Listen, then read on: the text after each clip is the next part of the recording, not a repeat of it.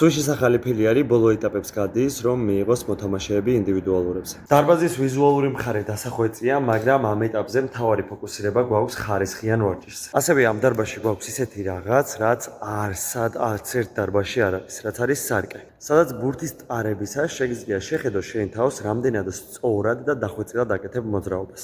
დარბაზის სივრცე არის დაახლოებით ისეთი, როგორც უცხოეთის skill coach-ებს აქვთ, შუთ 360-ზე ოდნავ დიდი. გვაქვს ორი ფარი, ერთი დაბალზე ჩატენვებისთვის და მეორე მაღალზე ძირითადად შესვლებისთვის და ცენტრის მოძრაობებისთვის.